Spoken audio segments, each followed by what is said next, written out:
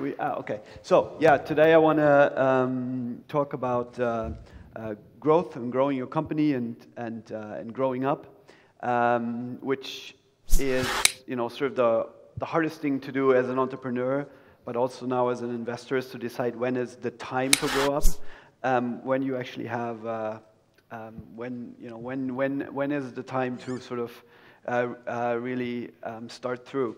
And I've seen a couple of companies grow, either as the father or as the godfather or as an advisor. Some of them grow up nicely and have been sold. Others are still continuing to grow, yet others didn't grow so well. But what all of these had in common is that growing up isn't easy. There's always a lot of growing pain. There's always the next round to raise. There's always to decide, where you get that next really cool hire from. But I think the most difficult thing is to decide when you have conceived, right? Because once you start growing, there's a lot of hard things to do, but usually, kids kind of grow up by themselves. You can mess up a lot of things, but the chance that eventually they grow up is fairly high. But with conception, that's a lot different. The chance of this happening is actually much lower, right? And what I mean by this is, if all these sperms are your ideas, right, then conception is what has been called product market fit, or what I would call product value fit. Does anyone even want to use your product? Is this something that actually provides value to anyone? And the hard point, I think the inflection point is that. It's not that the number of ideas at some point magically, your idea is conceived and then it starts into a company. No, it starts earlier, basically. The question is, when are we pregnant? And that is very clear, basically, when it shows, right? When it starts showing, it's very clear that someone is pregnant. And I guess the same thing is that you could say the same thing for traction. Once you have traction, it's clear, right? But time is of the essence. Both as an entrepreneur, but also as an investor, you kind of want to spot, product market value and traction before it actually shows, right? So the main question as an entrepreneur or as an investor, you're asking yourself all the time, are we pregnant? Is it actually working? So of course, this is the first question you ask people after they launch, right? They've had their product out, they have a couple of people using it, there might be a couple of articles, but is it working? And the kind of answers that you typically get is, well, we showed it to customer XYZ and he loved it, right? That's good. That's qualitative feedback. I mean, that sort of gets you somewhere, but it's really, not a good future predictor of, traction. There was an article about us on TechCrunch. Also great. I mean, this means you probably get a couple of first customers, a couple of first users, so you actually have the pipeline full to test stuff. That's also great. But again, it's really not the answer to the question if something is working, We have 100,000 users. Well, that's already a little better, but it's a very sort of it's a punctual data point, right? It's something that is true for now, but it doesn't really show me the graph. It doesn't really, again, it's not a predictor. Maybe 100,000 users signed up because of the TechCrunch article. Are they is there another 100,000 signing up next month? Well, we just don't know. Even, the same goes with downloads. It's great, but, how many people are actually using it, and so forth and so forth. And I think, you've probably heard this before, right? I mean, these are sort of vanity metrics. They're not, really important. But it's amazing how often you still get that answer. And why you get those answers is, as an entrepreneur, you wanna believe in it, right? So you are looking at qualitative or anecdotal data points, anecdata, basically. So keep yourself in there and keep yourself motivated, because it's really hard. But most of these data points are fairly terrible predictors, right? So the question is there a pregnancy test for your service? Is there reliable data? Is there a reliable KPI that you can actually work with to understand whether your shit works or not? And it's 2 words. There is a pregnancy test. It's called cohort retention, right? And of course, people have heard about retention. And when you ask people, what is your retention? Again, you start getting these answers like, yeah, well, it's really good. What does that mean, your retention is good? Yeah, well, it means we have a lot of active users and they're growing. Fine, not bad. But basically, there's a very clear methodology behind this. Measuring cohort retention is a very clear methodology. It's how many people that did X came back in the next week or in the next month and did X again. So think about it for a second. You define this, right? And ideally, it's not login. So whatever your service does, you pick what X is. If you're a photo sharing service, it's how many people that shared a photo this week came back next week and the week after and in 3 weeks and in 4 weeks and in 5 weeks and shared a photo, right? If you're a productivity service, it might be how many people created a project and came back a week later and did it again, right? So this is actually, you are defining what a good user is, right? And you are defining what value means, because X is the value. You say, if someone actually understood my service, then he's probably done this, and you want to see what these people are doing, because this is the only really valid predictor, or the only basis for growth. This actually tells you something. And I mean, cohorts is basically everyone who signed up in month 1 or in week 1, right? So if 100 people signed up and posted a photo, right? You only count the people that actually posted the photo or did the project or whatever you define as, a really onboarded user. And then after month 2, maybe only half of these people are coming back and are doing the same thing. After month 3, it's even less. In month 4, it's even less, right? And now, something fairly counterintuitive happens. Your reflex as an entrepreneur is you want to focus on the people that left, right? So what went wrong? Why did 80% of the users that signed up go? Why did 80% never actually upload a picture again? So you start digging into the data and you're looking into, what went wrong? Maybe they didn't understand the product. Maybe we need to optimize the landing page. Maybe they all have Android phones, so we need an Android app, right? So you really concentrate on how you get these 80%. And a lot of times what happens is you actually start using the 20% because you're completely diluting the product, right? Co-founder at Eamon, he was the co-creator of Twitter. He was the guy who wrote Twitter, right? And Twitter was like a experiment at a failed company called Odeo.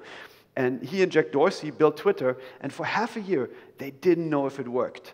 And then they actually did this, not necessarily in a systematic way, but in an intuitive way. They focused on the people who had 5 people that they followed and who've done more than 10 tweets. Because those were the people that got the service. Because the majority, the 80%, they didn't get it. They were like 140 characters, what the hell, this is not doing anything for me, it makes no sense. And instead of going out of their way to explain this to the majority of people, a fairly new concept that was hard to understand, they concentrated on retaining the people that actually saw value in Twitter. And that, even though the numbers in the beginning weren't great, they actually convinced F. Williams to not turn it off with these numbers. They said, look, but here there is a growth of people that are actually coming back and back again, so they seem to see value. And this is counterintuitive, that you really concentrate on retaining the people that got it, right? So now, of course, the question is, what is a good retention number? I get that, after you explain the concept, you get that question a lot. So is 25% good? Well, the interesting thing about retention is it doesn't really matter what the number is as long as it flattens out, right? So here you see basically a different way of presenting cohorts. 100%, the blue line, this is people that in the first week, and then, month over month over month, or week over week, what they did, right? And you see here what's happening. All these cohorts are going towards 0. So it means 100 people that you signed up, a year ago, it's not going to take a long time until they're all gone. And you think this is fairly obvious, but the interesting thing is this is real data. This is a startup that showed this to me. And I asked him what happened when the drop-off became very quickly, when, within only a week or so, it went from 100% down to, 50 and less. And he said, oh, this is when we turned on paid marketing, right? So, I mean, these people obviously are even less inclined to understand and see value in the service. The first cohorts you saw, those were the people that actually, they signed up because they were interested and they were writing a blog, so this was the users from their blog, so it's a good match. But the interesting thing is, and here it comes, the data that they were presenting me, the overall growth curve for the service looked like this.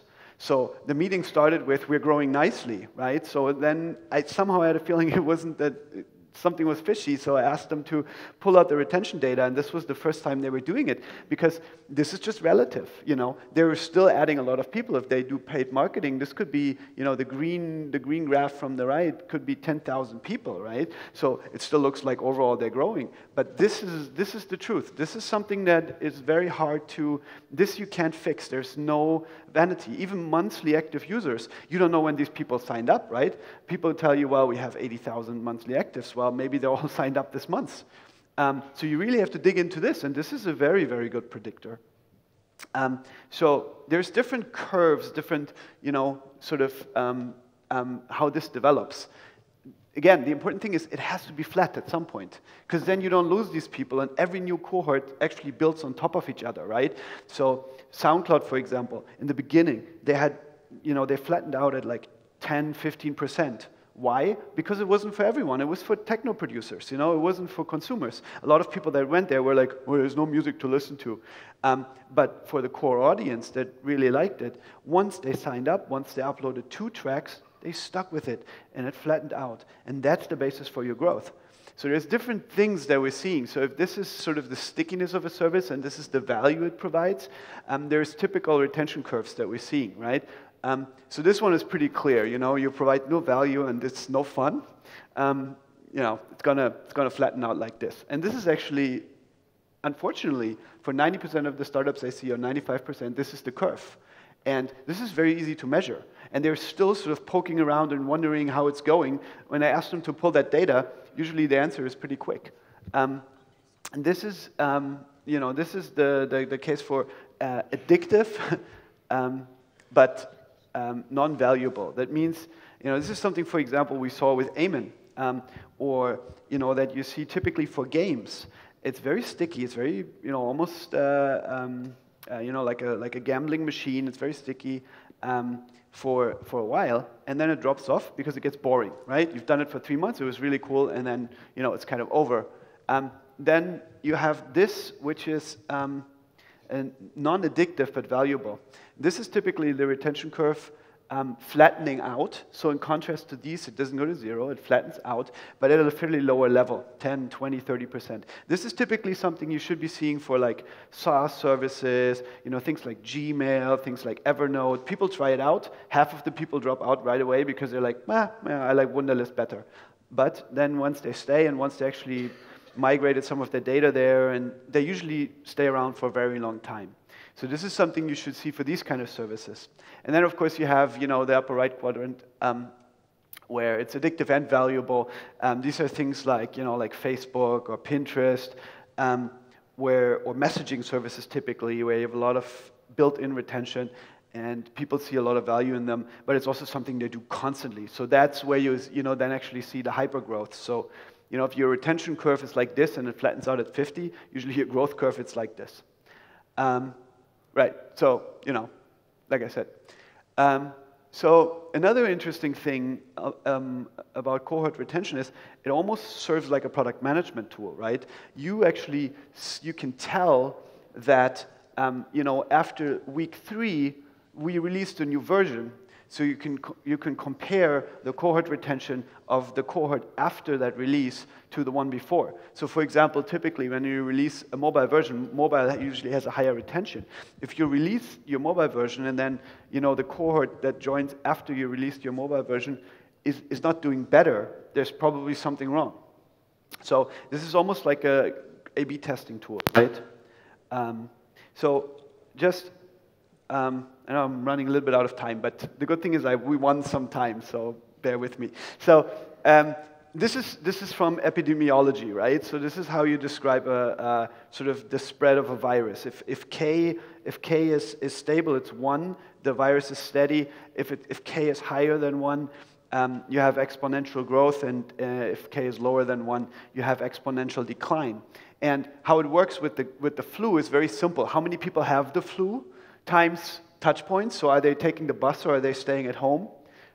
Divided by the path of infection. So do you have to sleep with someone to spread the virus, or is it enough if you cough, right? So this is, as we all know, also true for viral marketing.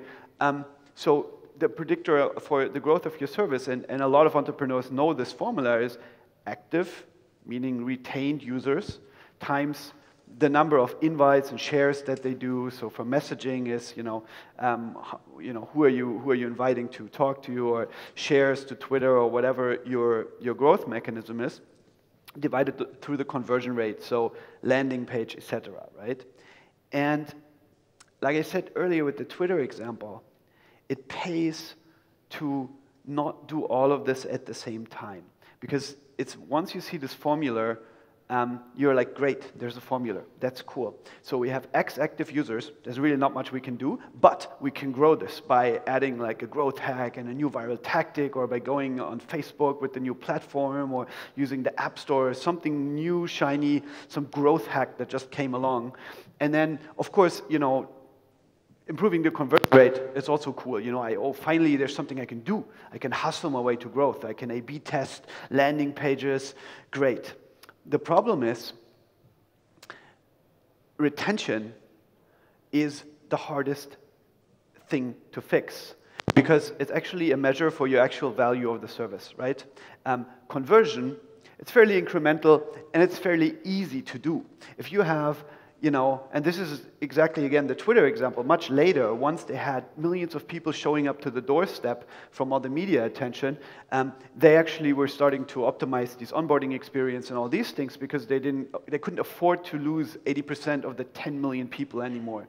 But if you're a small service, this won't really move the needle. If you improve conversion by 40% and you have 1,000 people coming to your door, well, you're signing up 400 people more. That's really not, something that moves the needle in absolute terms. And this is something you can fix later. And even though this is one formula, I think there is almost a sequence, right? Start with the value proposition. If what you do has no product value fit, and no one is interested in it in the sense that it actually provides value for them, you will see it in the retention. So this is the hardest to do, and it's the most intuitive and intentional thing to do. You actually might have to go to the drawing board and pivot, right? Once you know your cohorts flatten out and it's stable, then you can worry about viral drivers and distribution mechanisms and all this stuff, all the viral voodoo, and then latest you can worry about the conversion. So there is a little bit of a step-by-step approach here. So just, quickly summing up, cohort retention, in my opinion, it's a true measure for traction. It's something that you can't easily manipulate. And it really helps you as an entrepreneur to cut through the chase and see what's going on. It helps you chase value instead of vanity, because, again, it's hard to fix. You might actually have to go back to the drawing board in terms of product. It helps you focus, because you're not tracking X other KPIs. And it even helps in tests and manage features, because you can even create cohorts not by time, but by giving them different versions and see how these cohorts behave. So it's a great tool also for validating A/B testing. So that's it from me. If you have a cohort retention higher than 25%, flattening out after 6 weeks, then please speak to me.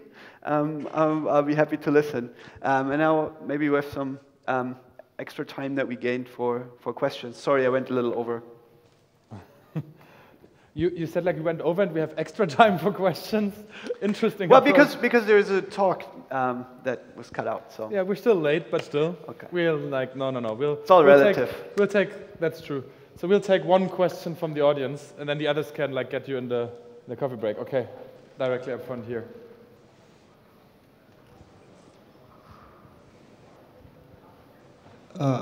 You spoke about focusing on what retained the 20% of the users. of a startup company. So I'm curious of some of the strategies that you applied to some of the companies in which you worked, where you identified what retained the users that remained with the startup and how you fixed it.